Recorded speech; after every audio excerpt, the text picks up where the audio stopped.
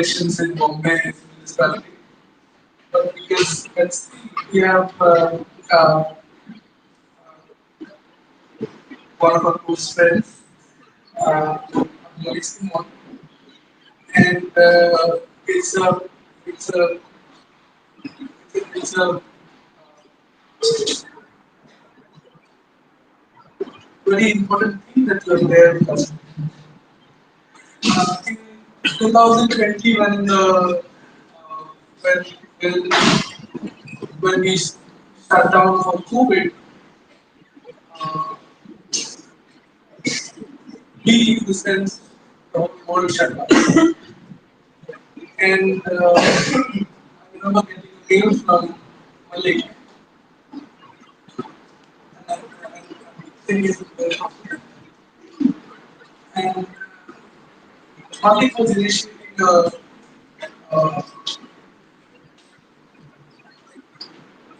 group of Muslims from across several countries to talk about the pandemic, but also how we're dealing with it and uh,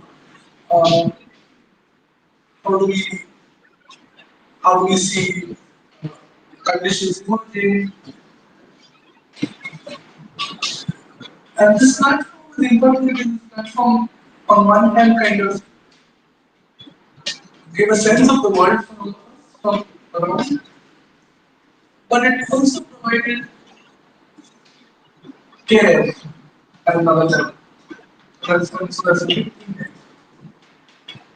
there. And we continue talking almost once every month, uh, for years, exchanging notes, telling stories, uh, variety of things that came up. And, and I think that is where Malik's orientations, beliefs, philosophy, thinking, urbanism, intervention, and location, the belief in collectives, in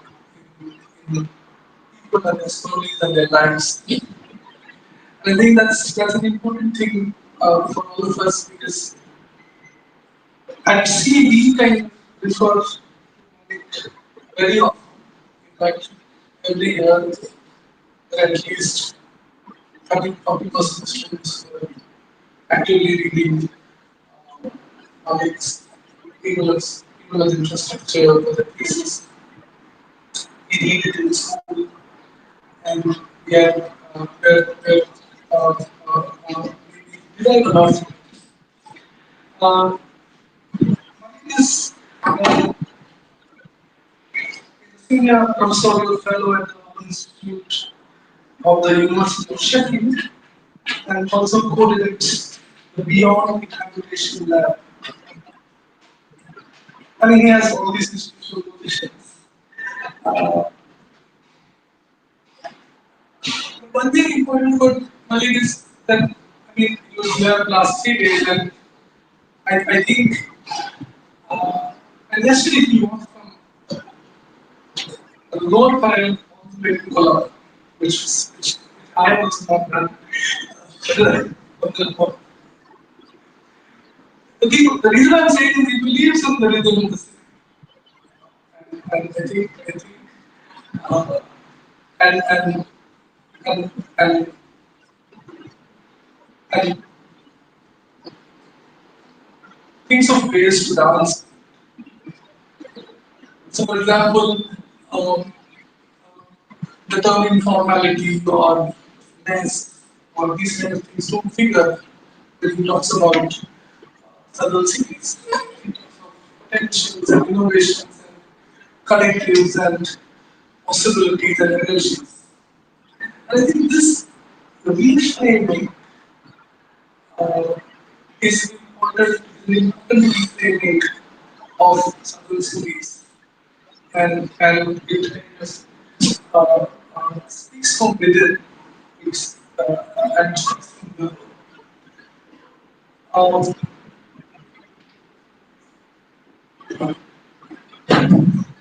Malik is today going to talk to us about what he's thinking of the new generation of US infrastructure. He calls it the third generation of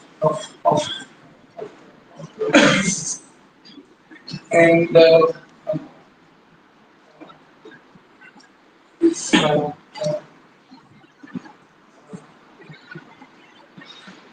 I think it's also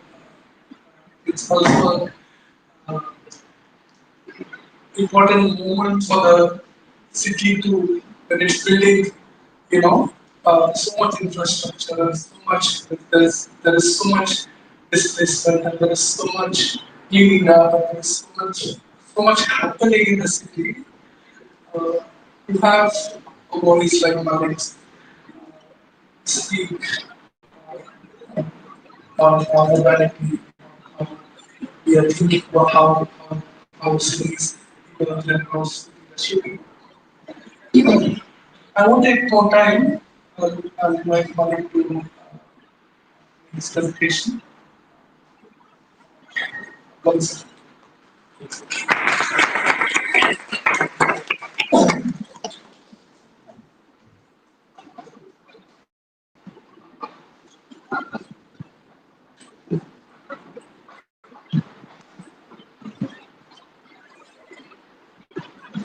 Thank you. Thank you, Prasad. It's really a pleasure and an honor to be at STEAM. Um, STEAM has been such an important collaborator for the past couple of years on many different projects. Um, I can't imagine what would happen if STEAM were not part of the projects that we've been doing, because they bring so much creativity and care and inventiveness to everything that we intend to do. So I thank Polly, Gypsy for having put all this together, organizing this. Um, Thanks to Brother Solomon for coming along for the ride. Um, tonight, I've never presented this. Um, Stuff happens, and sometimes you need to make a radical leap from what it is that you've done in the past. And sometimes that leap has to take place without not quite knowing where you are going, but you do need to make the leap nonetheless. So stuff is a bit messy and imprecise. So um, sometimes you get associated with certain concepts where no matter how hard you try to shake them, get rid of them, they kind of follow you around forever and ever. So sometimes you just sort of say, all right, you're stuck with it, and try to play with it as much as you can. So this is my relationship to people's infrastructure. It started out as a joke, like, I don't know, 22 some years later.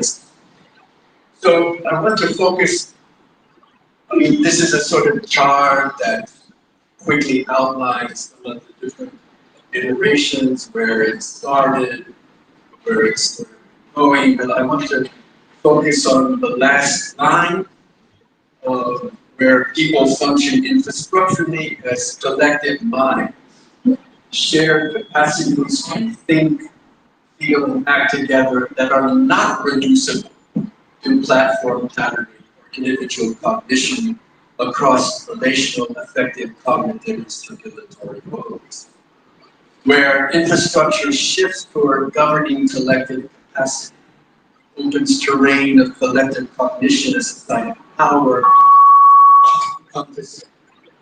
contestation, and governance. So my colleague at the Urban Institute, Simone and I started to do some work looking at this bottom line of collective minds, through sort of thinking about neurotech and what's happening in neurotech. Now tonight I'm not going to deal with the technicity that underlies underpin this kind of rapid elaboration of neurotechnology. Nor am I going to get into the debates in neurophilosophy about the kinds of material underpinnings of our cognitive processes. Rather, neurotech simply tonight is a way into thinking about the potential figuration of collective minds. And that's that. And then there's the second, so it's very speculative, tentative. And then the second part, I get really concrete about the way in which a particular organization of collective mind takes place in Sao Paulo, the largest urban region in Latin America, and from which come really some important ideas in terms of thinking about collectivity, especially in this era of global fascism.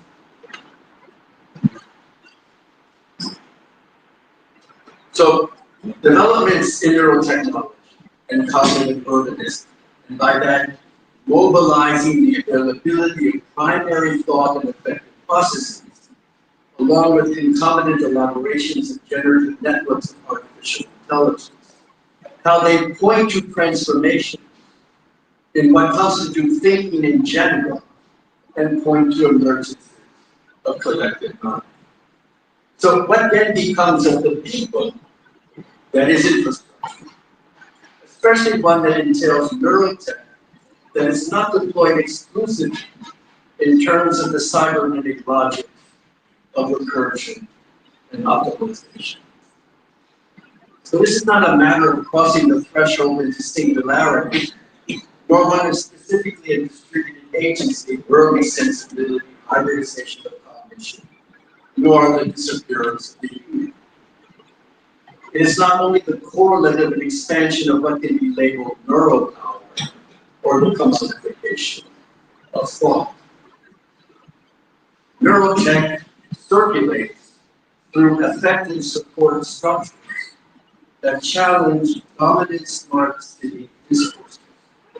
And these discourses assume seamless, centralized integration. So rather than being based on expert-led calibration or institutional validation, the meaning and effectiveness of neurotech emerge through everyday social negotiation, trial and error, and local improvisation. Moreover, the informal relational mode disrupts normative assumptions about who is competent to use neurotechnology, who defines its proper function, and how value is assigned to its outcomes. Neurotechnologies, such as brain-computer interface headsets, are increasingly embedded in collective settings, including classrooms, therapeutic groups, families, and online communities, where they are made sense of through collaborative language. In this context, cognition becomes distributed as it is enacted in interactions amongst users, interpreters, and support networks, rather than being isolated in individual brains. A clear example of this is the global open BCI community, which shares open source designs, data, and protocols for building and experimenting with low-cost neural interfaces. Through online forums, GitHub repositories, and instructional videos, a distributed network of users collaborates on neural technology outside formal labs, institutions. These infrastructures of participation enable forms of neurotech engagement that are dialogic, flexible, and peer-driven. These examples challenge the technocratic vision of neurotechnology as just a pipeline from individual brain data to institutional dashboards. Instead, they reveal a more grounded reality. Neurotech becomes intelligible and operational through intelligence. The data is mediated, contested, and recontextualized through social infrastructures extensively. Ultimately, distributed cognition as a mode of neural infrastructure foregrounds how cognitive governance is co-produced by caregivers and DIY communities. These factors extend, interpret, and sometimes subvert the functions of neurotech through practices rooted in collaboration.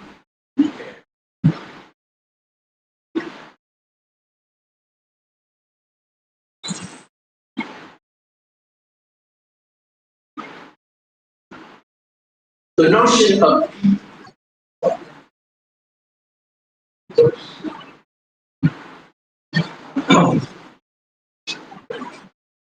the notion of people has always been ambiguous, invoking an undefined multiplicity of nebulous features, perpetually available to varying social and political implications.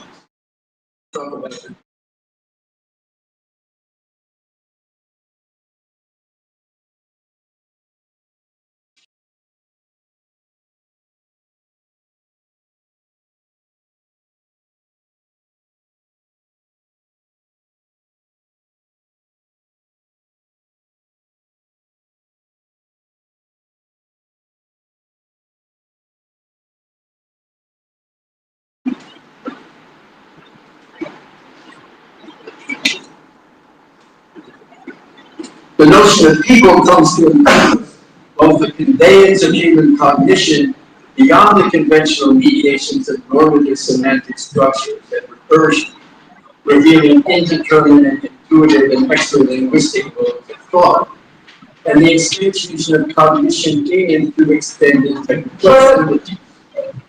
So instead of imprinting control mechanisms, which will inevitably happen, the emerging extraneural networks operate more like an extended DJ mix of primary cognitive processes interacting with each other in unpredictable ways. People here both reaffirms the intensive particularity of individual thought, at the same time as its reconfiguration across extended neural networks, suggesting a broadening of the notion of people and how it operates in the structure. What occurs in this reworking of the people is an emphasis on livingness, moving away from relationalities based on the interaction of specific, compartmentalized, and purportedly coherent lives, moving to ways of engaging the world and its various entities, events, and processes that are lively in terms of the different directions any moment in time and place take. Additionally, it entails a more direct, intentional capacity to choreograph movements in affected fields, bringing into alignment or generative antagonism disparate occurrences and actors within an urban environment.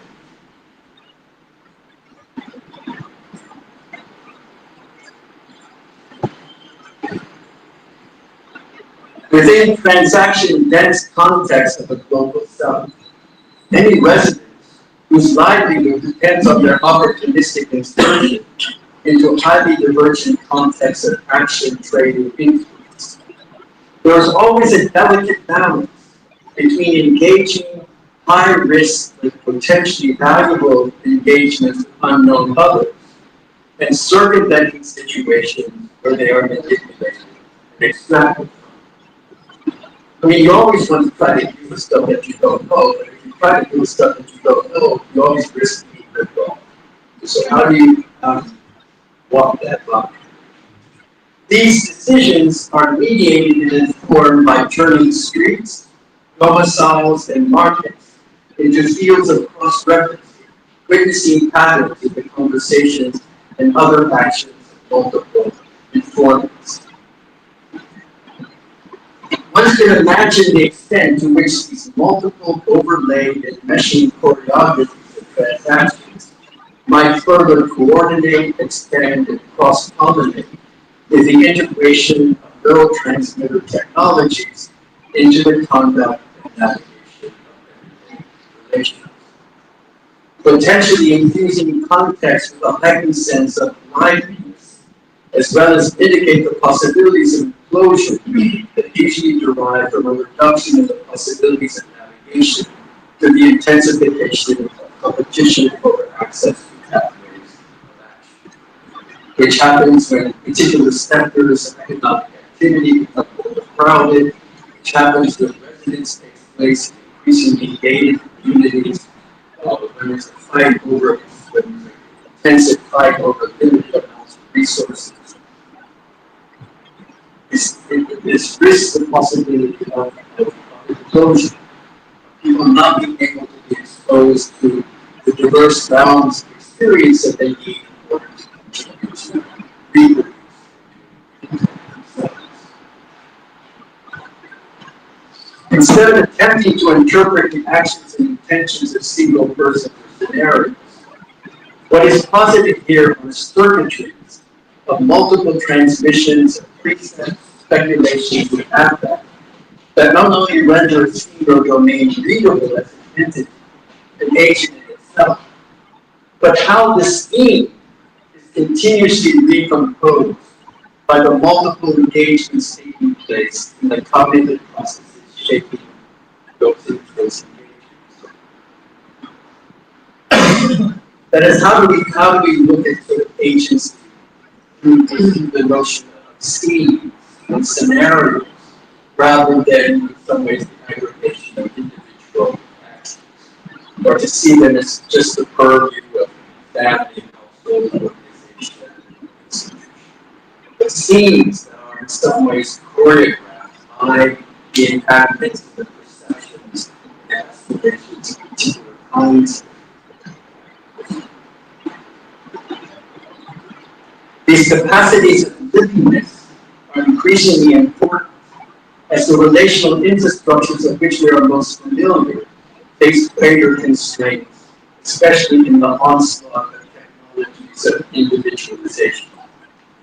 So across the popular districts of the urban majority world, there's a constant intense interplay between the objectives of consolidating the capacity through the urbanization process and generate specific yet changeable livelihoods and atmospheres of well-being, and as vehicles to secure the promises of continual betterment offered by those of citizenship that earn it.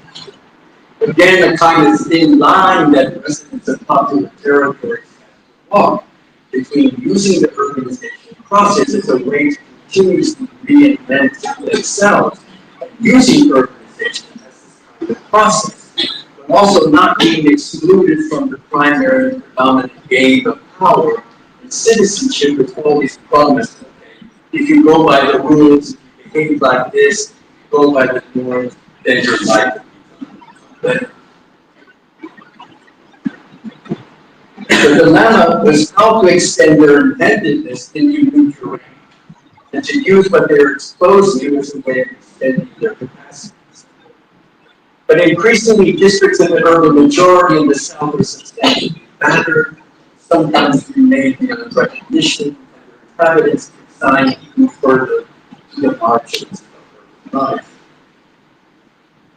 Everyday life takes place in increasingly racialized atmospheres, where there's the arbitrary application of rules, the systematic undermining of and extraction from local economies enacted by the police, the omnipresence of security agencies, and the entrenchment of spatial segregation codes, all enforce specific bodies and spaces as perpetually controlled.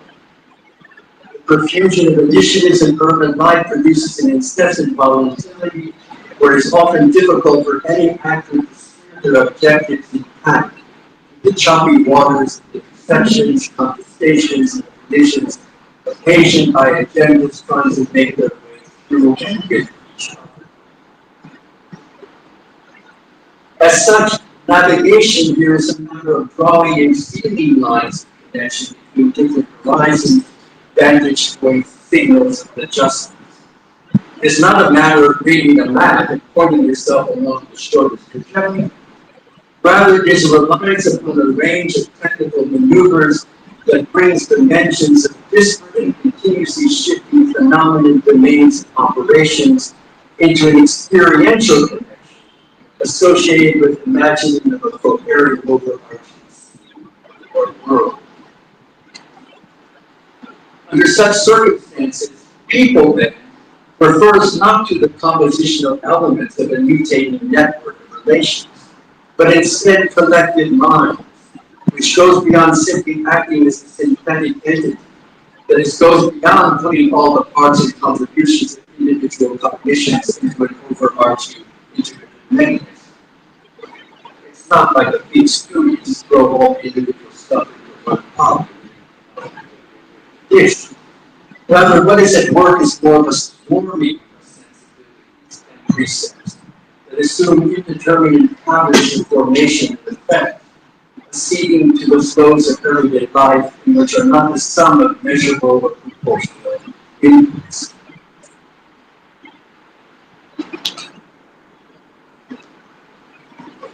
That which generates value through leveraging computational uncertainty itself. As Luzatich points out, in deep learning network architecture, neurons are connected in synaptic weights to neurons in deeper layers. Typically, the adjustment of weights is seen as part of the central program, where human intervention alternates in a consecutive manner with the generative aspect of the networks. However, the difference between these operations and algorithmic mutations is that the former are knowable or semi-knowable, while the latter are unknowable. As such, collective minds are not simply a mode of apprehension or cogitation that reads and interprets an existing environment, but through their enactment actively shapes the environment that is read. For these shape-shifting people, the built environment offers conduits, closures, boundaries, apertures, deflections, elevations, angles, voids, distortions, that posit specific potentialities of interpretation.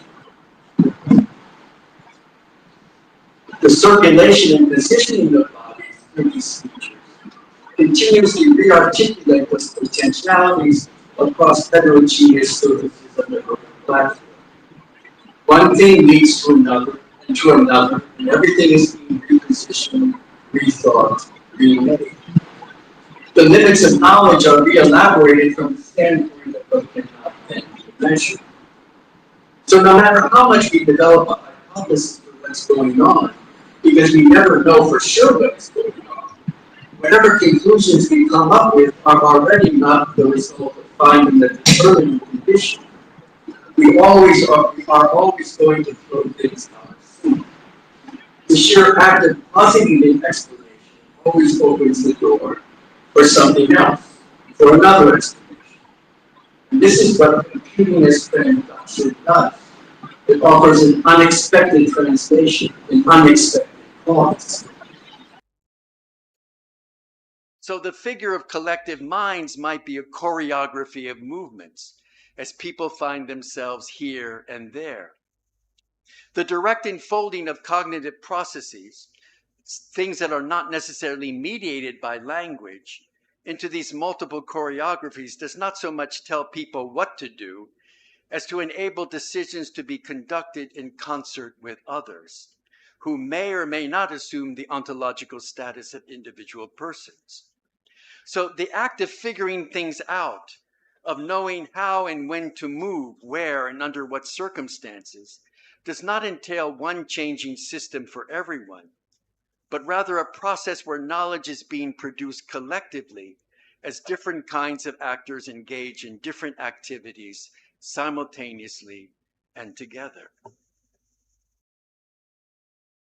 What I'm talking about here is in some ways that we have the tendency of whatever kind of context and situation that we face. Our usual cognitive orientation is to sort of start with one person, start with ourselves, start with someone else, trace their actions, see what kinds of actions they generate in others. But how do you think about everyone in this room in some way participating in a process where we're able to somehow think about what all of us are doing at the same time as generating a particular kind of a knowledge about who we all are to each other, rather than just simply starting with Prasad and seeing what kind of impact he has here, or starting, how do we conceptualize a scene where all of our thoughts, all of our particular feelings right now that exist, whether we verbalize them or not, whether we try to hide the expressions on our faces, whether we try to pretend that we're not gesturing and giving ourselves away through our kinesis. What would happen if we would conceptualize all of these things simultaneously, somehow available to us? It's almost impossible to imagine, because the way we represent things really is this kind of A to B to C to D, rather than A through Z at the same time. So in some ways, we would need a different kind of symbolic system, a different kind of sense of representation. And even though that might not be technically possible at the time, what neurotech does is to suggest that it is potentially possible, and how we might think about using that potentiality as along the line. So I see you seeing me do something to you or something else as people we see or not see or do not see what we are doing. Simultaneously, this process is repeated amongst all kinds of actors and geographies that we do not see, because they are outside the sensory administrative territorial frames, largely shaped by both built and effective environments. What neurotech posits is an expanded way of seeing or sensing this plural now. We may think that what we're experiencing now is more directly related to the people within this room, who's sitting next to us, but that might not be the case. That is, something that takes place maybe thousands of miles away may have as much impact on what you feel right now as those people sitting in the same room. How do we conceptualize that kind of process? Make it available to our thought in terms of what we see as possible and what we don't see as possible. So how to coordinate such a multiplicity, where everyday performance and transactions admit and embody such multiplicity outside the hierarchies of valuation? A hierarchy where people are told, this is who you are, and on that basis, this is what you will be expected to do.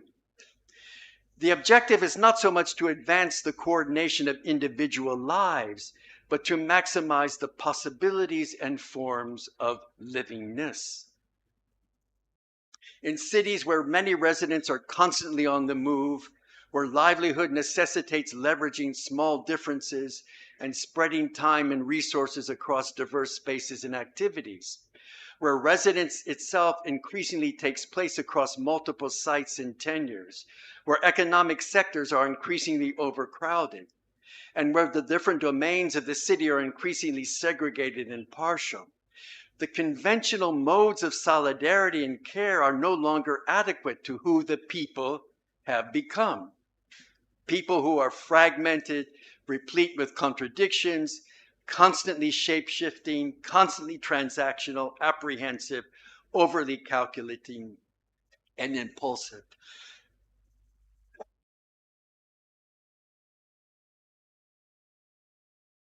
Their very existence finds it difficult to cohere under a single definitional framing. For such dispersed existence, then, the collaborative, univocal, cohesive, directional, as qualities of human cognition, must find other figurations to navigate the increasing number of contingencies and causative variables at work in composing the urban. I mean, when you think about all the shit that takes place in your life, and you wonder where it's coming from, and why you're experiencing the things that you do, it becomes increasingly difficult to identify the one or two things that is responsible for that. As soon as we think that it's that, we realize, well, it's something else. And then it's not that, it's not that. So how do you deal with all of these potentially causative variables that in some ways produce the particular feeling that you have?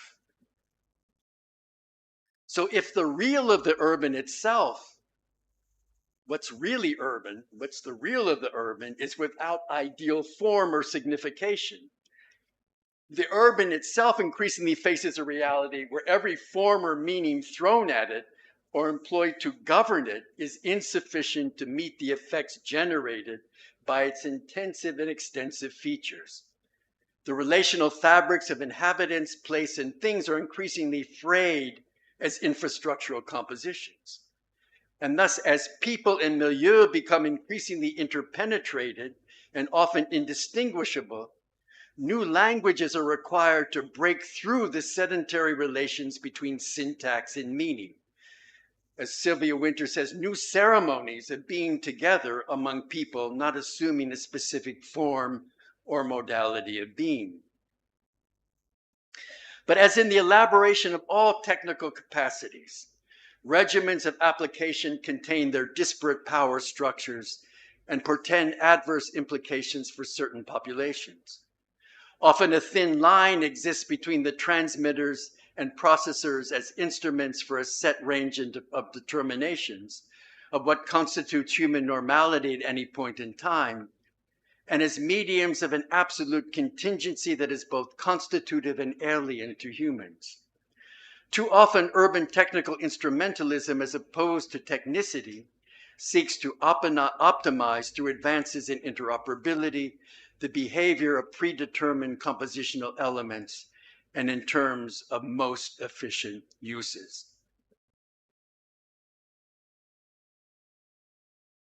But if the real of the urban is always producing unanticipated and ungraspable dispositions, who comes to decide if and how these are to be codified, interpreted, and used?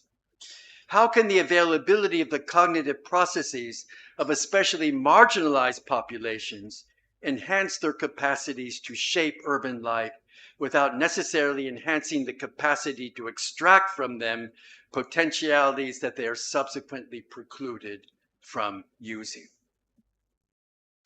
And this is where I make another big leap. I mean, given this question, this is why I'm going to talk about Primero Comando de Capital of the region of Sao Paulo. The largest I call it extra parliamentary. Usually criminal is the word that is used. I prefer extra parliamentary. The largest extra parliamentary organization in Brazil and Latin America. In English, it's referred to as First Command. With its roots in the prison system, PCC became one of the world's major wholesalers of cocaine. With its enormous income reinvested in financial instruments, a wide range of urban businesses, infrastructure, and real estate development. It effectively rules almost all the popular territories of the Sao Paulo region, something on the order of 12 million people, and now across Brazil. So literally 12 million are effectively under its command, whatever that means. And we're going to think about this. In the past 10 years, they have instituted major shifts in how they operate as a modality of urban rule, radically moving away from the Rio model of controlling territory through monopolizing the instruments of violence, through intimidation, and providing widespread employment through the drug trade. What is operative now is a focus on shaping collective intelligence and continuing to develop circuitries of thought and feeling by acting upon the affective atmospheres of territory under their effective control. Unlike in Rio, where extra-parliamentary organizations attempt to keep the police and other governmental institutions at bay, PCC makes no such efforts to impede governmental authorities from exercising their responsibilities, as long as they exercise their responsibilities according to the strict definition of their purported competencies, as a proviso. Rather, control is continuously updated and elaborated through an intricate and extensive network of field operatives that continuously circulate through sub-territories, reading the moods of inhabitants, assessing how their lives are being deployed, and importantly, connecting disparate actors to each other in order to supplement capacities and cooperation. This work is complemented by a series of nerve centers that pore over social media accounts that offer a different window onto emerging sensibilities, as PCC strategic managers attempt to optimize a wide range of interventions, from where to conduct both licit and illicit transactions, hold special events and clinics, support specific actors for things like subsidies for education and training, capital for startup businesses, rapid intervention for emerging social crises in particular neighborhoods. Importantly, they do not see territories as something discrete, even while acknowledging and working with their singularities. But they see all of these different territories as part of an extended surface of actual and virtual articulations, circuitries that can be rewired and repurposed. While in Rio, it is dangerous for residents of one territory to enter another, this is not the case in Sao Paulo, where in fact such circulations are encouraged and facilitated in order again to develop a more efficacious and resilient collective mind that in turn open up new terrains of accumulation and power for the PCC. While still capable of exerting inordinate violence when necessary, the PCC has a lengthy and comprehensive series of laws governing the permissible use of weapons. Clearly, part of this shift comes from the thinking of a small group of extremely intelligent ex-prisoners that went on to invest in human capital, cultivating a large group of well-trained personnel in many different fields, complemented by the strict codes of egalitarian brotherhood that have long defined the ethos of the organization. But also by their own accounts, this is a development long embodied by the very formation of popular territories themselves, as they continuously addressed a fundamental question. Who are we to each other? How do we act collectively to deal with the world as it is for us? And how do we invent something different for ourselves? Something that may not have been actualized, yet exists as a resource. That is, in some ways, the fundamental orientation of the first command is seeing the popular territories as a kind of what Fanon calls a kind of non-actualized existence. That is, something that is always being worked out, a kind of shared practice of who we are for each other. What is it that we are for each other? And this is a question that doesn't have a single answer. It continuously has to be asked. It has to continuously be responded to. And in some ways, what the PC recognizes is that they don't want to sedentarize or to reify the answer. They want to keep the process of questioning, call and response going. And this is in some ways the fundamental orientation to their rule in some ways. I don't want to exaggerate, but in many ways it's them. As one informant in the PCC indicated in terms of these territories, when you read them, you are not reading a reflection of the people to whom the neighborhood supposedly belongs, but you are reading the actions of everyone near and far. PCC now seems intent upon experimenting with and instrumentalizing that notion of everyone.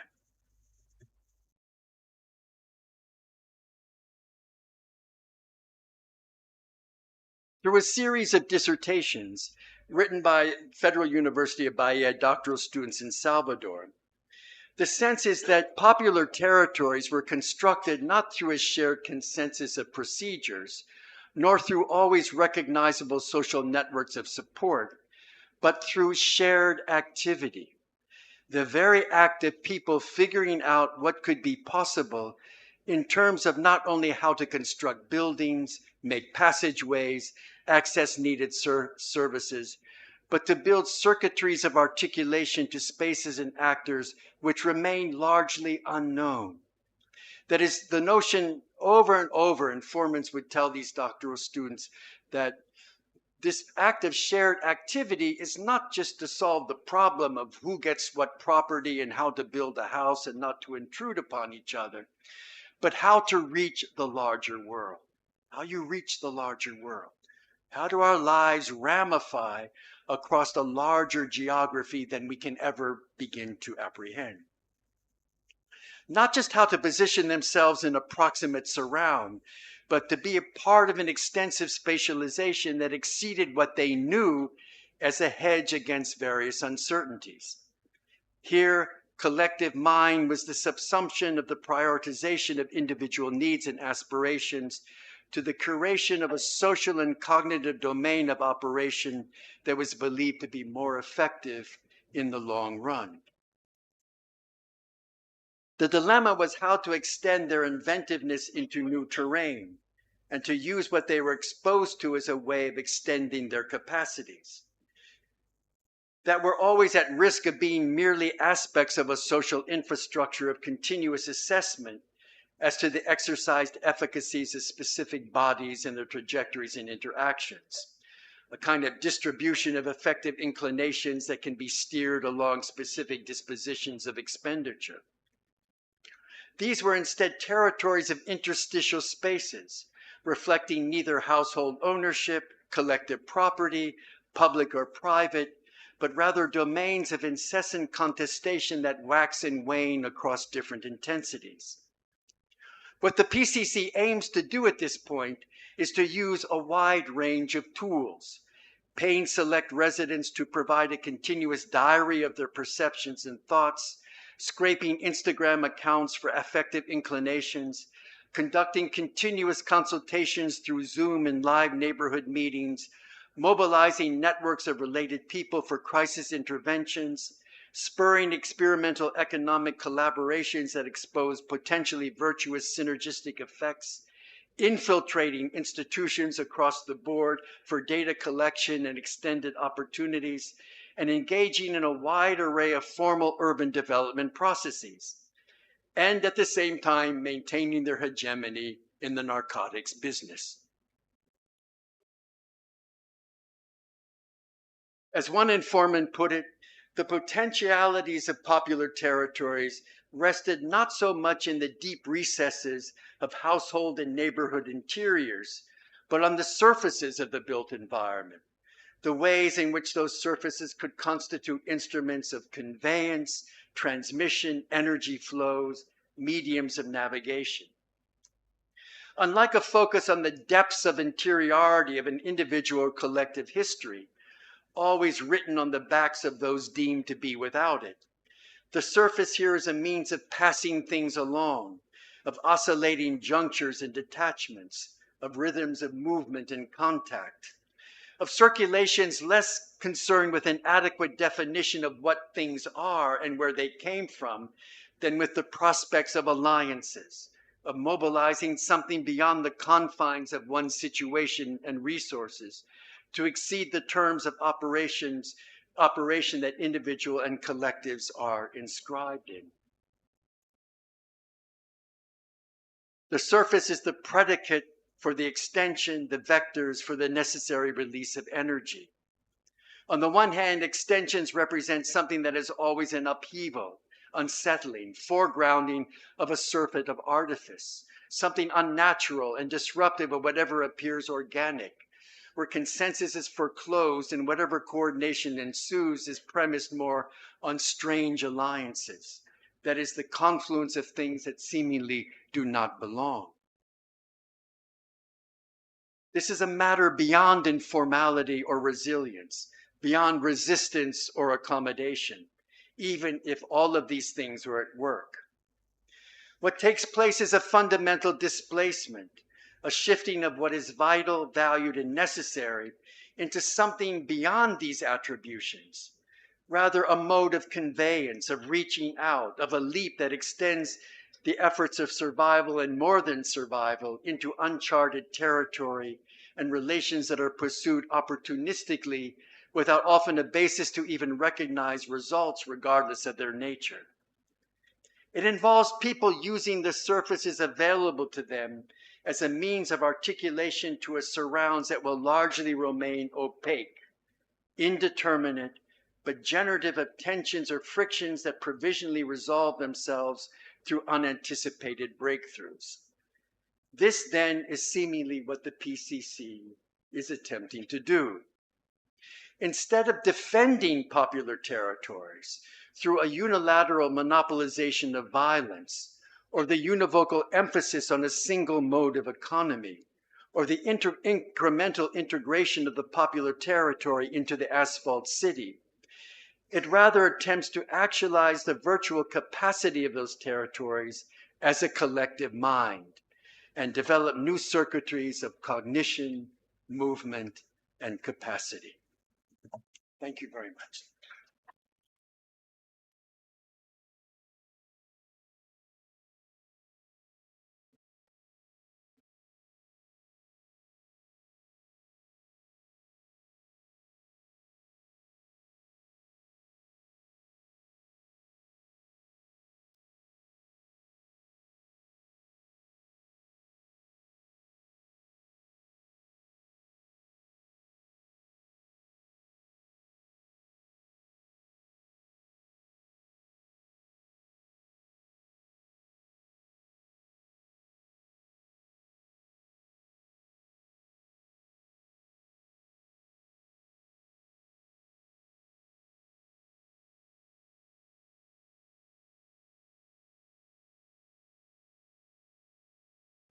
Thank you so much.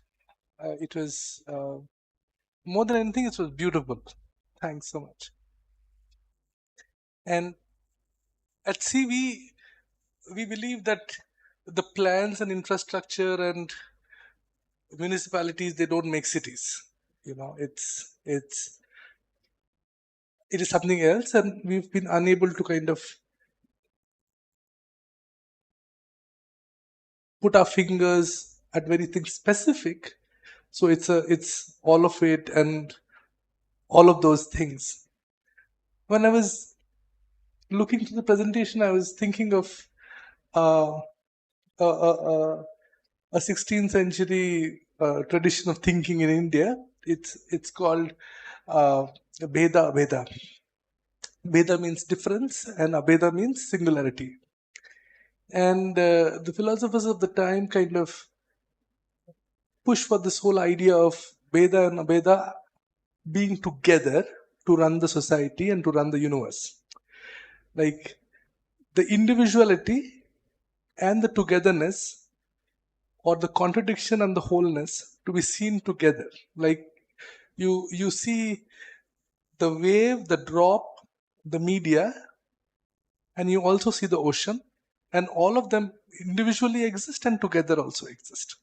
So there is a difference as well as individuality existing together. And I think that this holding together of the contradiction and the non-contradiction together, I think that's something which is something there. And I wanted to ask you always, when did you stop using the term public and started using the term people, actually, which is because it's an interesting move and a very nice move, because people does not burden, there is not burdening, there is no, and people also kind of provide, there's also an energy to this whole idea of people. There's a And I was also thinking of uh, you know the, uh, the the energetic selves that we speak about constantly, the whole idea of what really runs these cities. It's, as individual energies, and when these individual energies come together, then what how do you kind of think of these configurations of coming together? What are the ways in which one can start uh, conceptualizing this coming together of energies? What happens?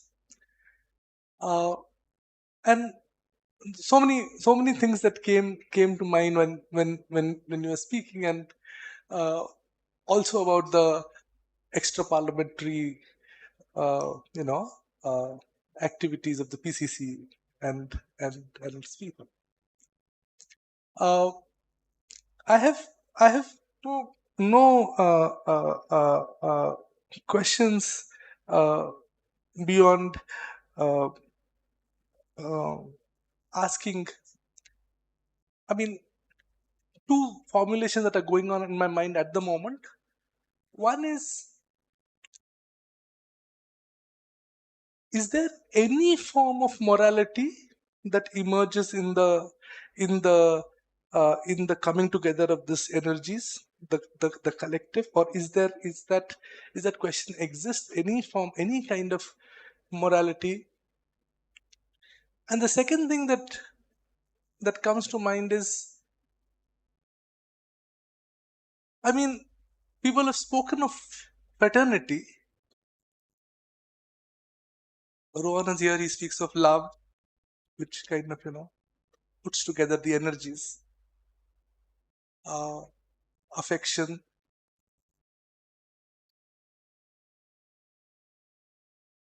Is there that this love, affection, fraternity, brotherhood, friends? Because I mean, there are people, again, 16th century poets in India have spoken about love and brotherhood and fraternity simultaneously, to kind of, and citizenship being constituted through love and fraternity instead of law and rules. So is there anything there in in also thinking about the coming together of these energies? So these are my first round of continuation of thoughts at the moment. Is there any form of morality that one can think of? Or and what is really, is love, affection, friendship, fraternity operative in these ways as constituent uh, extra forces which kind of keep the energies together? You know, the care is operative as a form also in this. Uh, just kind of thinking with you at the moment.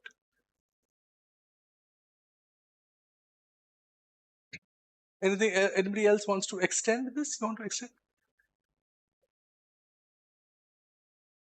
Hi, thank you for that. I was actually wondering about the role of the symbolic in this, in the way that you described this churning. I was wondering about how does one look at the role of the symbolic, because this is in my head at least. It is through the symbolic that relationships are made, even within these sorts of networks and these movements that exist. So, how does the symbolic work within this entire thing? What symbolic would in some senses require some level of abstraction, and so that it's able to can translate to somebody else.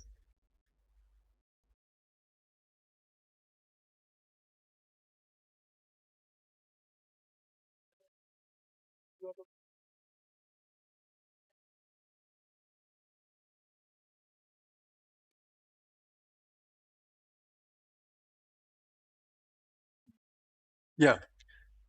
No, I mean that's the conundrum. That's the challenge. That's the problematic. Um, I mean, particularly if one tries to tap into cognitive processes that are pre-conscious, uh, that are prior to symbolization, that are prior to the semantic.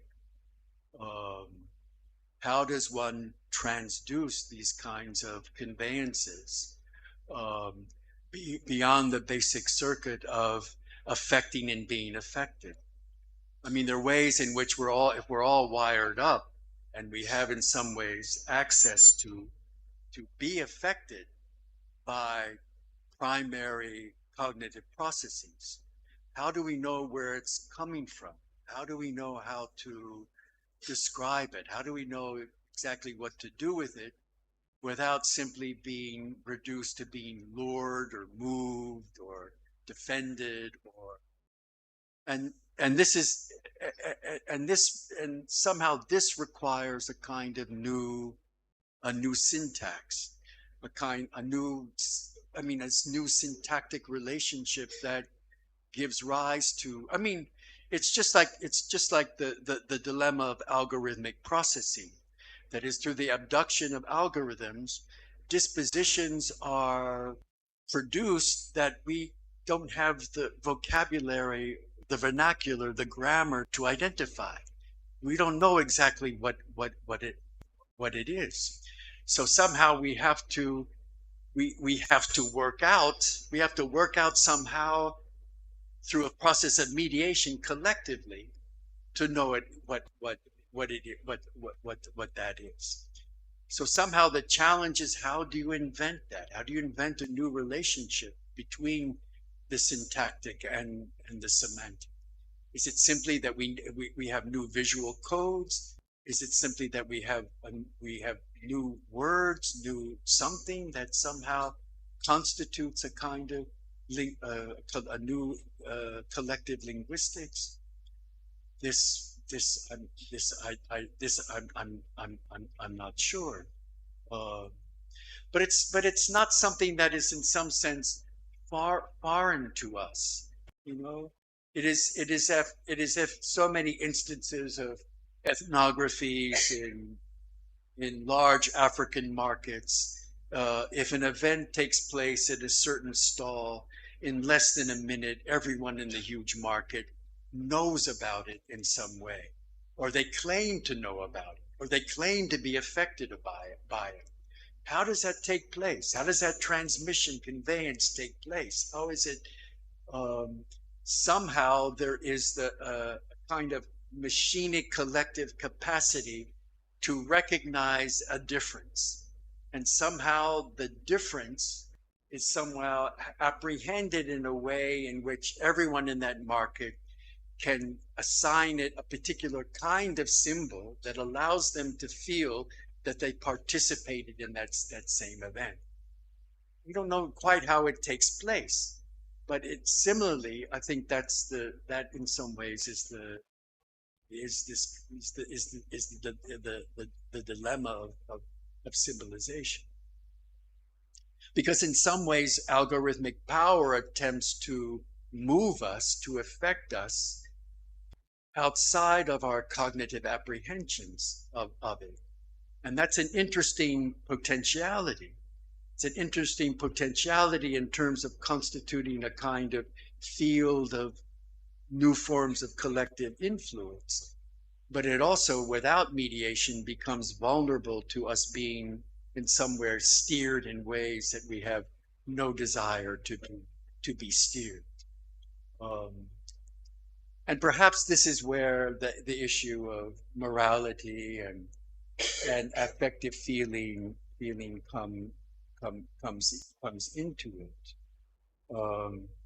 I have a friend who is the son of a trader who started out selling cigarettes in a market in Conakry decades and decades ago. Over the course of his life, he became a kind of big trader, one of the first African traders to come to China. Also ended his life for the last years in Bombay here. A very important person whose orientation was not just to get rich, for those that pass through. He has love for the entire livingness of the entire operation. The way in which all of these businesses and commerces come alive through the presence of all of these marginal. So it's a sense of affection, affection for the scenario that gets created, a scenario that draws upon all kinds of very disparate elements, uh, and not exists at the surface of things. I mean, it is a surface, it's an extended surface. It's almost like the butchers are not hiding anything. There's continue to be butchers. They just add a little bit of something on, a back room, or someone working in two people working in the back, or someone delivering something. It is like, what is the locus of care? What is the locus of,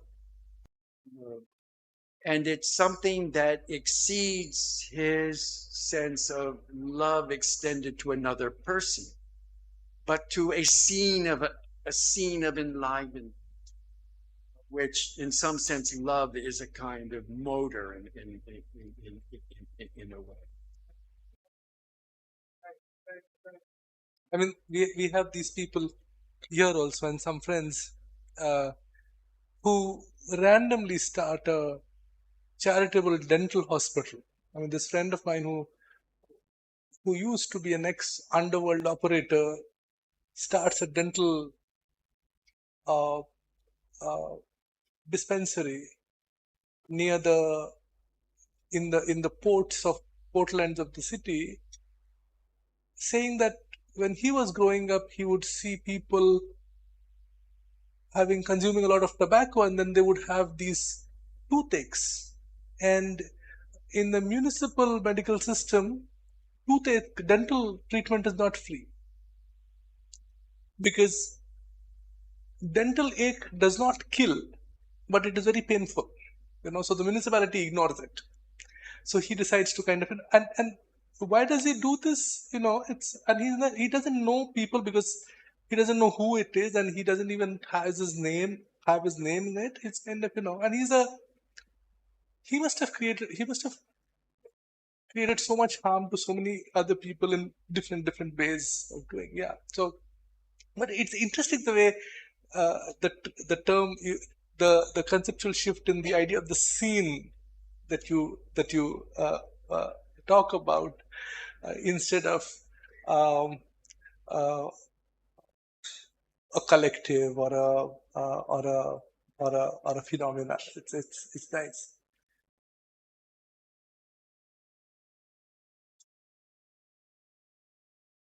Any other responses?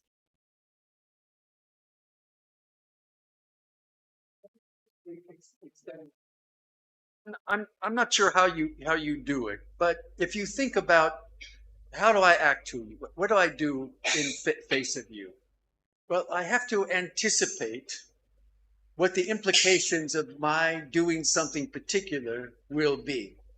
And you do that for me as well. You anticipate what my reaction is going to be to what you do. And somehow we play this game all the time. That is, we always anticipate we will not act to each other unless we have a reasonable sense of what the implication of that action will be. So it's that kind of mediation. But what happens if one circumvents that, and there's a direct apprehension of what it is that we really want from each other, or what we really think of each other, or what we really seem to be for each other? That entails a whole different kind of grammar in a way, because somehow the notion of that mediation changes, and it's much more dangerous. Who knows what will happen in that? We're always hedging. We're always thinking, I can't say this, or I can't do this, or I can't, because the implications will be that But this becomes so normalized and institutionalized in some ways that then we don't do anything in some ways. At some points, we're often paralyzed. Sometimes we're paralyzed in our relationships. We're paralyzed in institutions. We're paralyzed on the street. And what would it mean to open up a kind of more direct sense of what it is that people are and feel and think? This is a very dangerous kind of thing, but yet how do we try to develop a mode of symbolization that might allow us to, in some ways, recognize ourselves, be ourselves in a lot of different versions, in a lot of different instances, without necessarily losing ourselves or not necessarily dissipating? What's the line between, in some ways, extensionality and in some ways, the hidden story in this presentation, as you will see in the images, is that Blackness has had to do this, has been this since the beginning. A mode of extensionality, a mode of collective thought that somehow circumvents those kinds of issues, but at great risk and at great denigration and at great punishment. But that's an aside. Okay.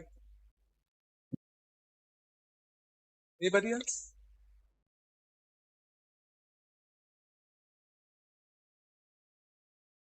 But went around the city foot, and I think you have also you've done this earlier also. So could we have your impressions about the city?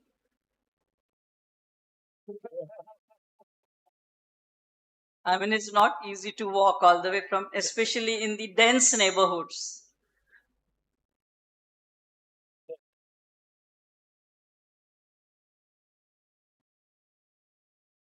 The thin line between the density and diversity of bodies as a kind of extended flesh which somehow makes your own life and puts your own life into perspective, your own sense of being an individual self into perspective, a way in which somehow you feel like there is something way beyond you, right in front of you, not in the great above, but also people as hell too.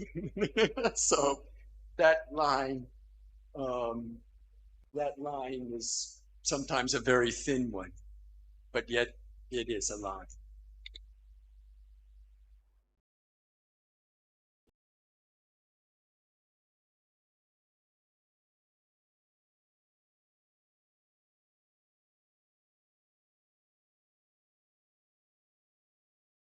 I mean, I'm just trying to grasp from how much I was able to catch up in the speed of the presentation, but you spoke very carefully about neurotechnology not as a leap into singularity, but something that already is embedded in the everyday collectives, families, classroom, informal communities. Here, do you see these technologies as revealing forms of collective intelligence that were always present but ignored, or whether they are actively, like, where they actively reshape the conditions of cognition? And if they do reshape them, then how do we distinguish between amplification and distortion, especially like in the current times where I feel we are already living under intense surveillance and extraction both?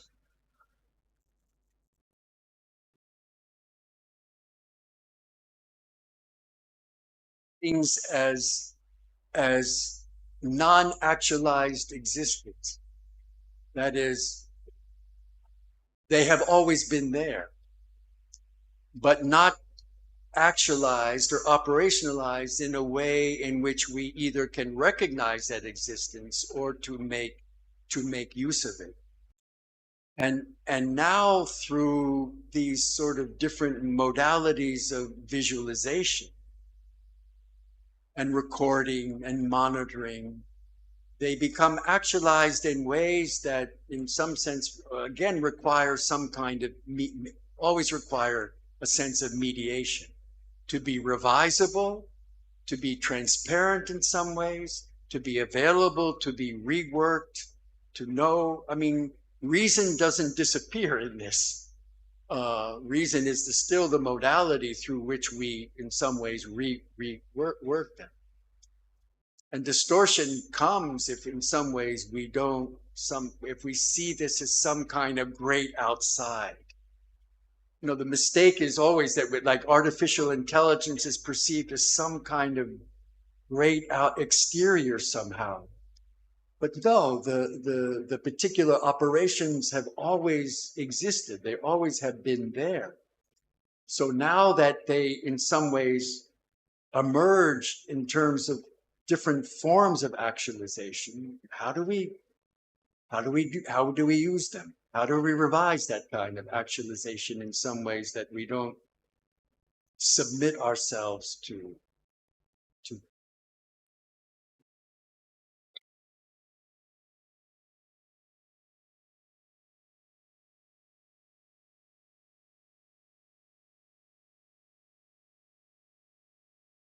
Okay, I'm going to try and articulate what I've felt. One of the things is that it's almost spiritual, the kind of thing that you're asking us to become aware of at some level. And what struck me was I was wondering whether it matters what was the motive of the PCC in doing what they are doing. And in the examples that you gave at the end, it becomes very clear that at some level, it's a breaking up of the very definitions of good and bad that we have. It leads us into areas of grayness, which we already inhabit in our lives. And so, when you speak of making what is invisible visible through neurotech, it makes me a little scared because suddenly you used 3 words trying to answer to him, and it was one was, I think, recording and visualization, and then mediation. And suddenly, when all of this, which was precognitive and which we were sort of sensing through, becomes visible and explicit and held together in one place, it makes me scared of what implications it might have on power structures, on what it means to accumulate this in one place rather than have a sort of network of understandings that already exists at some level.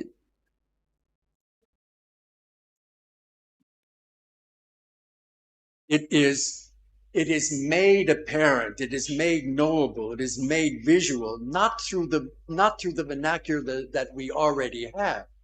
It isn't. One has to invent the mode of symbolization. One has to invent the language through which that takes place. I mean, what the PCC is I mean, originally is a bunch of ex-prisoners that in the 90s were in prison when the Brazilian police moved in after a kind of internal resurrection and killed 700 people. And the prisoners said, we're never going to let this happen to us ever, ever again. So in some ways, what did they do? They said, well, why are we in prison in the first place? Well, we're in prison because of where we come from. Where we come from is in some ways something that we created ourselves, but we weren't allowed to basically materialize and actualize the potentials of what we made because we either considered poor or criminals or black or marginal. So our intent is in some ways to actualize those very potentials that have been denied and that left us only very limited opportunities to survive through a kind of form of criminality.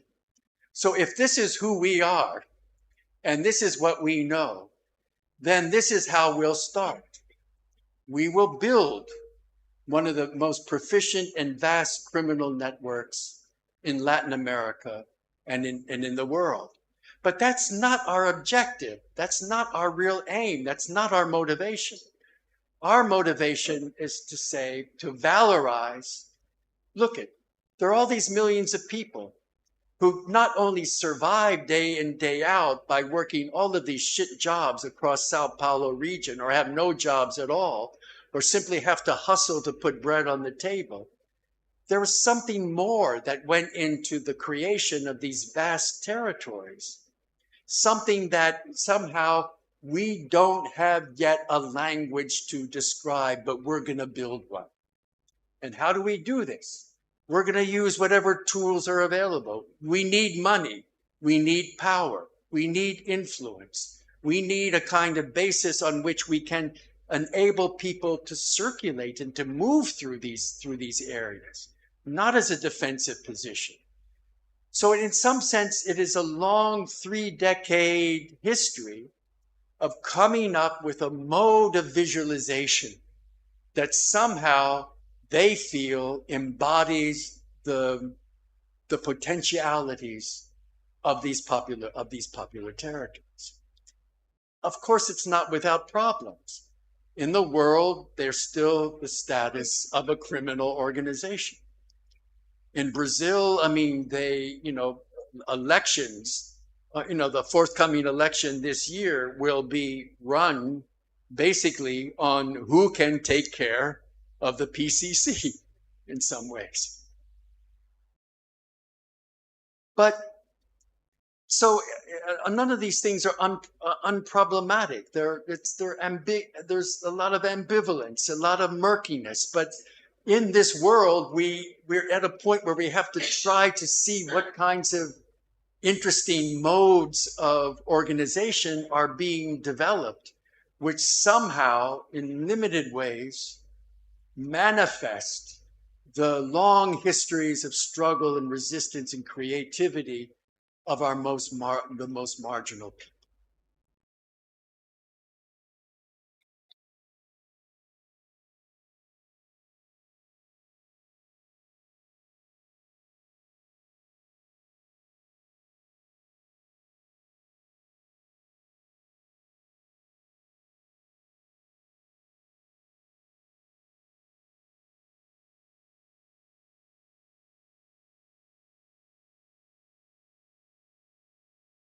I like the idea of the thin line, the thin line between high praise and high celebration of the city uh, and also the way and on the other side the difficulties and the problems and the pains of going through. Now I think that the thin line exists in, I think, all of us. That thin line, and it's uh, the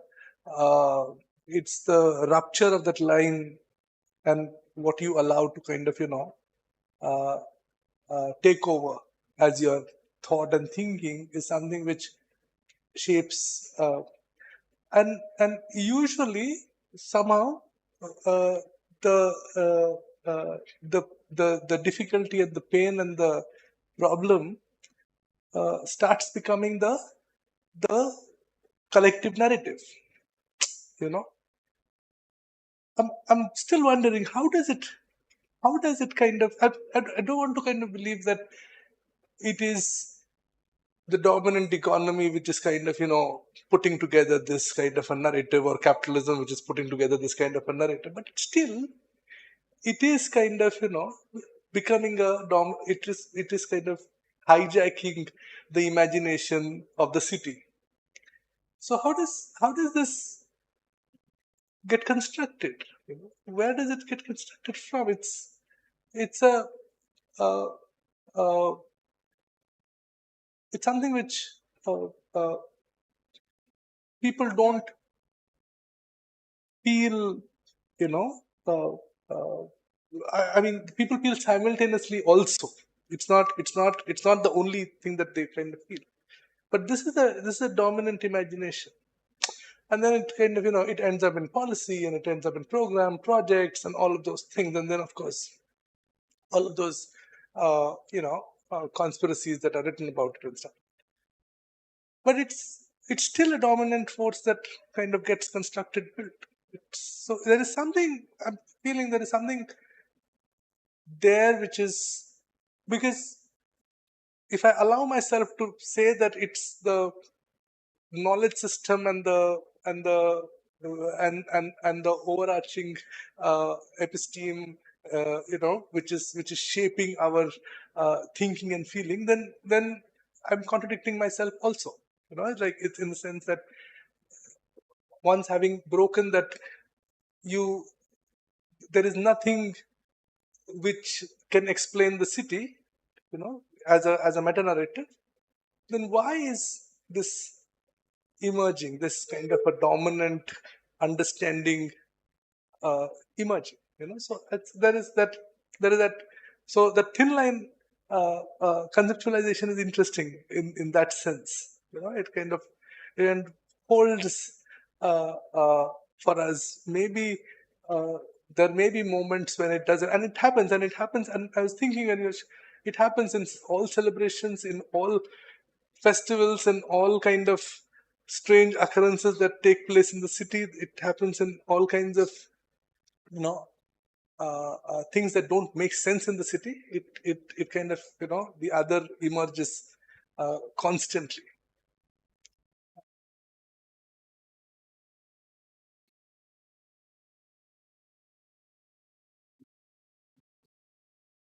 Uh, uh, I was just wondering, I mean, and this is just, based on sort of where the first essay kind of appeared to the third version of the work. And I kind of feel like in the first one, there was a sense of, uh, you know, uh, all the deceptions of the world that happen, all the breakdowns and all the, the duplicities, and all of that had sort of the space, all the, irreparable relations between, people had equal amount of space to, have their expressions. And the urban scene still kept on going, right?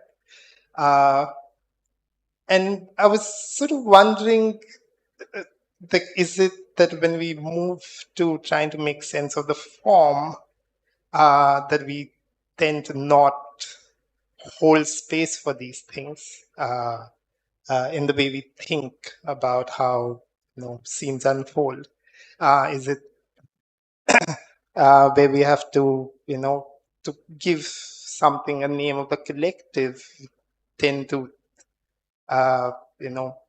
not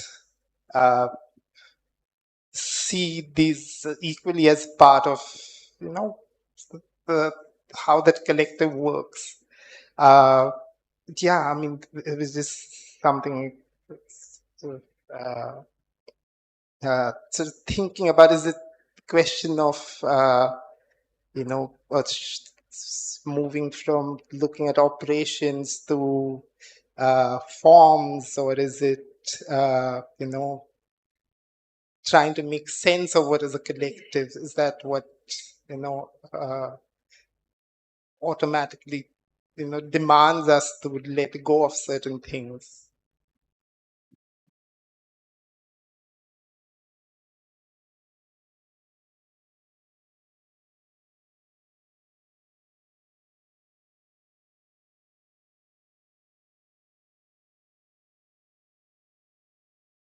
I mean, let go in what way?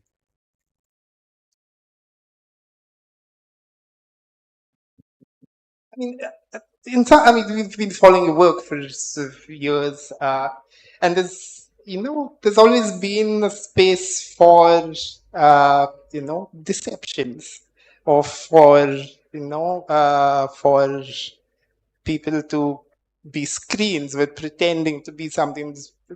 And all of those things have been in the city, the urban scene has always held, right? Which tends to, I don't know if it's the neurotech, if it's the trying to make sense of the collective where we aren't able to, look at or hold on to these things.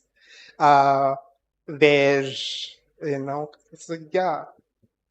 Yeah, there's the sense of play too.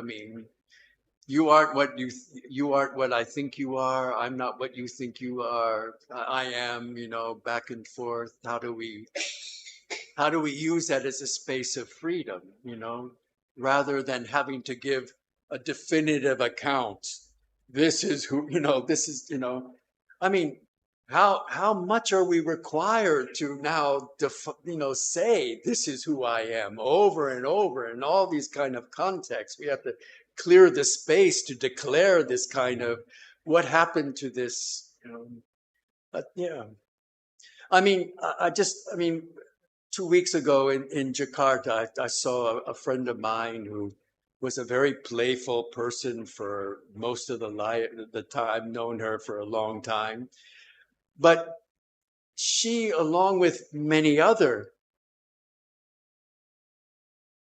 people in Jakarta of her early 30s, 20s, early 30s, their sense of attainment, basically, their horizon, what they hope for, is the ability to put together a string of activities, disparate activities, that will be the livelihood.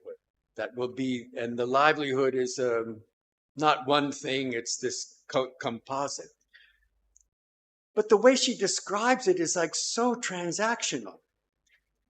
She rents a stall in a kind of ITC, it's not a shopping mall, but a kind of fancy retail market full of hundreds of different stalls selling clothes. She gets these clothes from a group of an artisanal production making jeans and stuff, working for a Chinese boss. They take 10% of the stuff on the side, but it's always 10%. And so the 10% goes to her. Then she has to work out a deal in terms of paying for that stall that exactly 15% of her sales goes to the broker that ensures that she's able to stay there without a long-term lease. Then every night at exactly 10 o'clock, her boyfriend picks her up.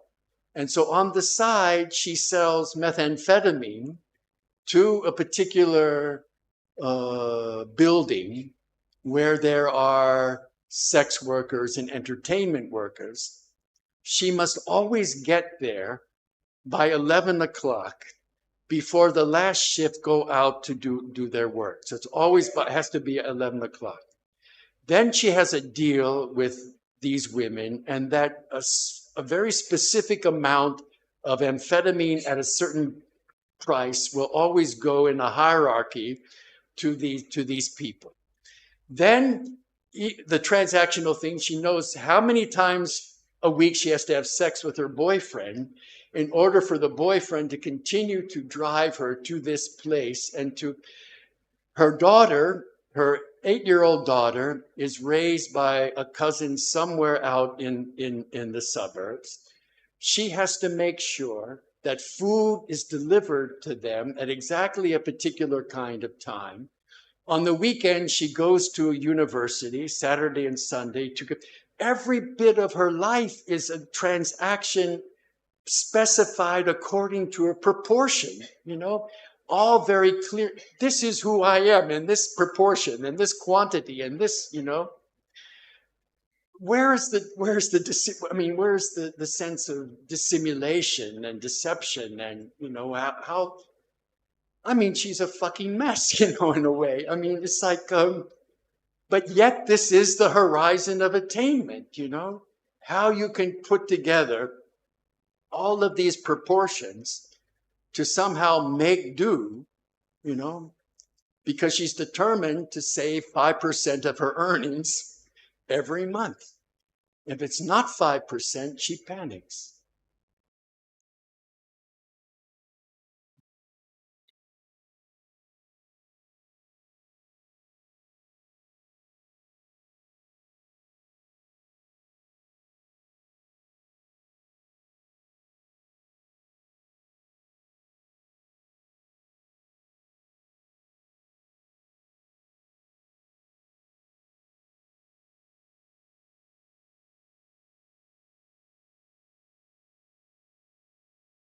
Uh, Malik, if both the global south and the majority, the urban majority, is an invented latitude, and I was trying to think with the Sao Paulo case that you were presenting, and how I might be encountering people as infrastructure in when I'm in Bombay, in this city, and I actually.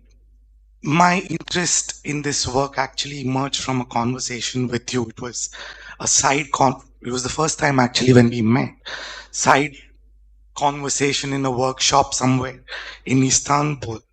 You just published The Urban Majority with Vaijanti, and Leela Fernandez had come out with her The New Middle Class, Rise of the New Middle Class book. And you asked me, how do you see this new middle class? Kind of get a sense of what is this new middle class in Bombay. And I'd not read your work earlier, and I kind of read your work after that.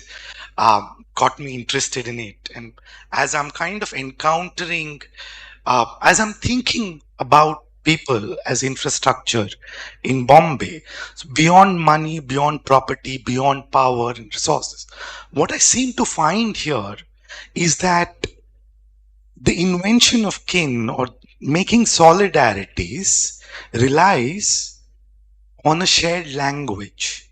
And that shared language is something that you use to extend or cover angles or kind of, launch yourself beyond the older solidarities of community in the sense of caste, religion. For instance, in a neighborhood, Gujarati language might allow a Bori Muslim and a Jain trader and a Marwari trader, all of different classes, come together in conversation and kind of, build a solidarity, not in the sense of uh, the ideal community as such, but to kind of, engage in transaction with one another and find ways of launching. And probably what what seems to me to emerge from my field work here in Bombay is that these owe to longer histories of people settling in Bombay, migrating and settling in Bombay or along the west coast, which have got to do with these coastal cities along oceanic trade routes, which would be both colonial as well as pre-colonial. So that invention of kin or building of solidarities relies on putting shared histories that are much more older and inventing them in probably newer ways. Here, for instance, that the I'm kind of thinking with what you said about Sao Paulo and Rio was that when like Bombay does not have the overarching mafia or the drug uh, economy. There are, of course, there are strong men who are also soft men, and kind of all kinds of things happen. But it's language that becomes a way of kind of launching oneself, finding or inventing in uh, to build, and that's where in that language is actually the visceral affective connection that kind of gets built in cities. So just wondering how one might talk across diverse, southern contexts, which do have shared histories, but also diverge from one another.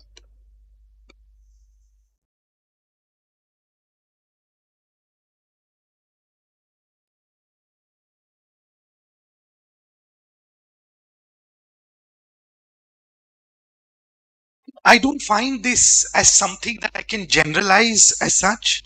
For instance, if one does work with Sindhi refugees who migrated from Pakistan after the partition, they would share no such solidarities. It is a cutthroat kind of competition that other kinds of trading communities may not have, like the Jain trading communities might not have, or the Marwari trading communities might not have.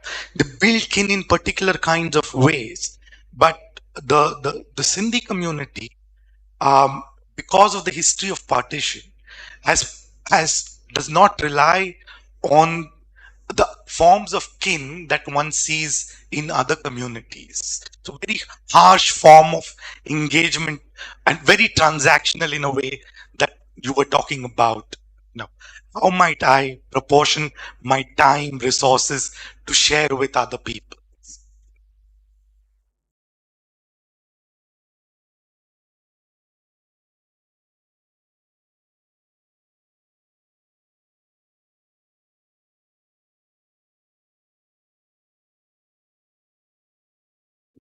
Yeah. Yeah, I mean, I just wanted to add a couple of things to this idea of the non-actualized, in a sense that there's no clear binary. There's this series of potentialities.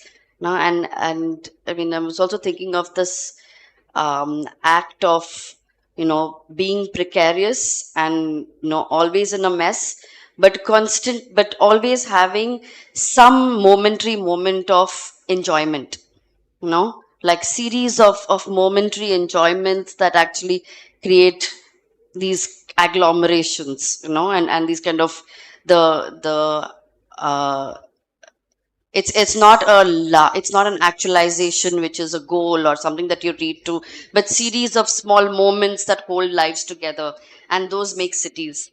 So I'm just thinking of series of things that we've also written about.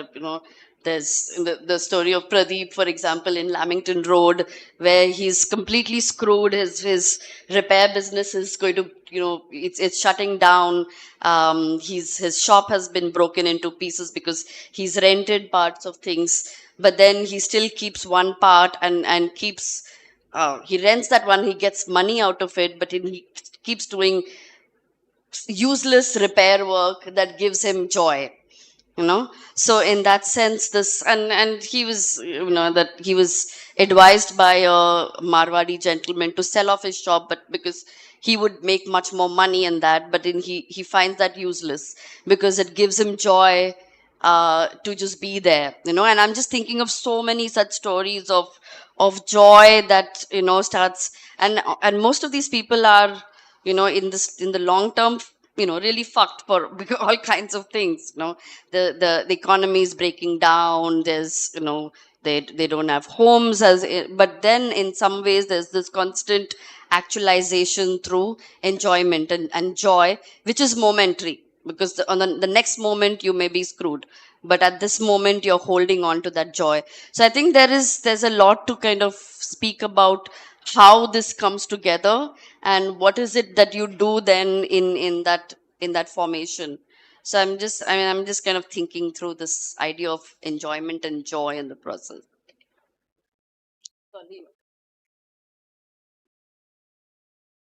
No, sorry.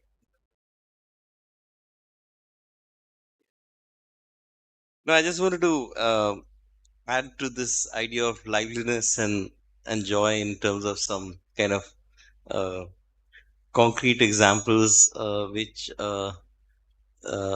in three examples, of which one I'm directly involved in right now with my own IIT administration. But the first one is from Ritchie Street, which is the kind of like the equivalent of Lamington Road in Chennai. And one of the things that we noticed there, because we'd been looking at both in the trade part, but the refurbishment, but also the schools they have, the training schools which they have on the first floor, which are kind of hidden over there. And one of the interesting thing, and it is of course, really cutthroat, like what Rohit was saying, because even when we were researching, we were shown how you would actually secretly watch out who's getting a particular component from where. and you have to follow that guy. It's like a detective kind of a thing. But the interesting thing is that and which is shared in the world of craft in electronics, and as I found right now in the craft of administrative procedures, which is helping me a lot, uh, is that in Ritchie Street at about 5 o'clock, they all kind of stop their business. It's a bit like the Pradeep case, and they all go for a particular place on one part of it where they have jalebis, samosas, and sugarcane juice, and that's almost treated like almost like it's a ritual, and most of the core traders are there now. Now one might say that okay, you're going there to exchange information, and you can look at it in an instrumental way, but it's actually the when you also kind of hang around there, it's much more than that. And there is, I don't know what to, I don't know, Lisa Peter used this word convivial cities, I mean, a long time ago, and I don't know, there's some kind of sense of that. And so that's certain kind of events and rhythms which I don't know, have that ability to and these are otherwise also highly competitive, quote unquote, commission based cutthroat stuff, but there is this thing happening. So how do we explain that? The other thing is this, that when we noticed, I mean, it's extension of what you said about Pradeep. Almost in all the cases of where we've been looking at refurbishment of laptops, like including one right now being made, MacBook Pro 2020 opened up, iPhone 16. Uh, the person who's doing that is otherwise highly competitive as compared to this guy whom we know, who's his partner, business partner, who does on Androids. But the interesting thing is, I mean, he himself told me, he said, "Oh, after 8 o'clock, then it's my craft," because that's when he was be opening up my stuff, to it kind of creating this kind of panel on mounting it on acrylic and all. And he also kind of closes up his shop because he doesn't want to be disturbed. I mean, that's his time. But the interesting thing in making that time, it's not individual, because he has to work with the market system of how do you get components for an Apple thing, because when you open up the MacBook Pro, the old connectors don't work, right? Because they're longer. So you got to check the resistance of that. So he's all that stuff, as I'm watching him doing it, is they go to this systemic website, where you type in a question and you get your answer from Brazil or Indonesia or something within minutes. Because someone else is doing, and Wiltech in Colombia. I mean, that's the big source, the guy there who took on Apple. So the point is that there's a kind of craft space which I don't know, creates this other, I don't know, other way of being in the same person, and it's not individual. It's definitely some kind of system. And the third thing, as I've discovered in this, which is happening right now in my own life, as I'm kind of getting help from people trying to calculate my pension and my what's called HRA. It's interesting how the administrative mid-level administrative group also takes on that craft space. I mean, they really don't have to help me because I'll be retired and gone. I won't be on the campus. But for some reason, I think the fact that the face-to-face thing, and they are seeing certain administrative procedures which kind of work out something. I mean, there's some, but they're also not sure. We're not sure whether it's really going to work out. But beyond the point, we don't care. I mean, okay, if it's not going to work out, it's not going to. But we are trying this, trying that, And I'm just like struck by the way they are constantly reinterpreting the system, even if they don't have an immediate instrumental return to it. In fact, they're putting a lot of their stuff on risk. They're putting a lot of their stuff on risk because it can be traced out, but they're constantly playing that. They say, okay, we'll do the calculation. You send out this email from we'll write out the email, because you don't know how to write out administrative emails, right? Because it has to be very clear. And then once they came home at 8 o'clock to my house, because they didn't want to do it in office, I mean, and these are people I don't really know. So, how do you explain this conviviality without kind of general sense of fear?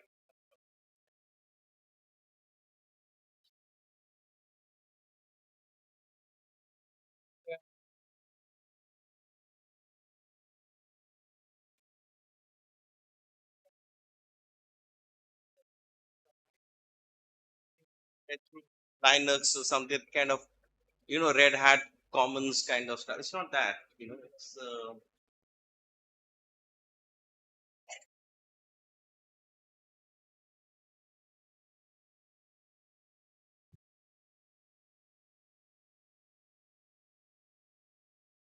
Anything else?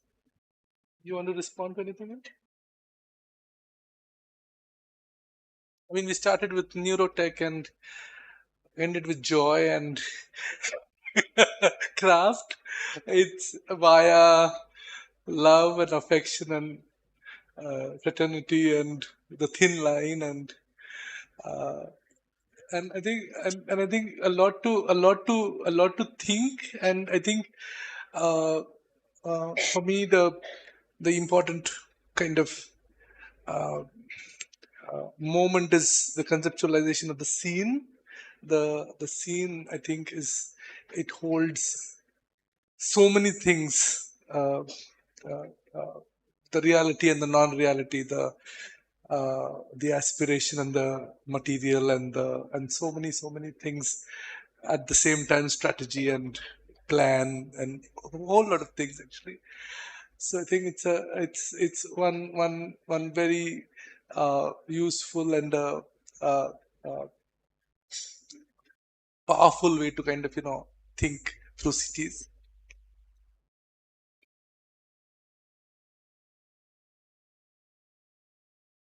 The notion of institutions to protect and to sustain particular forms of collective intelligence. I mean, I think that PCC isn't the answer, but PCC suggests some important elements. Because what happened, like in Cairo, is that the regime has been very brutal in terms of its eviction and erasure of very long history working class neighborhoods across the city. And what happened is that, through many years of shared practice, people within one particular neighborhood, we're able to sort of read each other without having to say very much. It was like a choreography, a Merce Cunningham choreography of, you don't necessarily have to write the meaning of things. You have a sense of what people's circulations, movements, rhythms are, and you sort of fit in with them and you sort of dance with and around them. And when they were evicted, they were dispersed to different places, but over a year, they all coalesced again in a kind of area that had been near the new administrative capital that hadn't worked. It was a kind of major sort of new town project 30 years ago. It hadn't worked. And so they basically occupied it. And they did so not to try to reproduce exactly the same kind of formats and practices and modalities. And it was like memory forward. They used their memory to anticipate what might be most viable in this new place. So people had different jobs, different responsibilities, lived in different configurations, and it was a very interesting collective effort.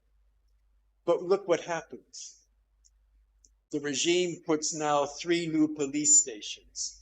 They introduce sort of new subsidy programs that target certain residents as opposed to others for particular kinds of tenure possibilities.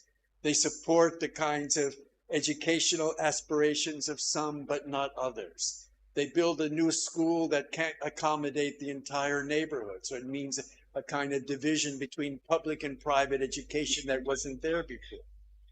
So the way in which those kinds of collective minds, those kind of collective efforts become exposed and vulnerable to these apparatuses of power which fragment and fissure. And how does one conceive of institutional forms that, and even though PCC is a criminal organization and will use violence when they need to, in some ways they do protect the kinds of aspirations. Now, we know that's not the end story. We know we can't, we know we're not going to recommend this to UN Habitat, and to the, but how do we learn from those things that seem transgressive, heretical, things that don't seem useful, and somehow use them as elements to reimagine some kind of institutional forms that somehow nurture and protect these incipient forms of collective life?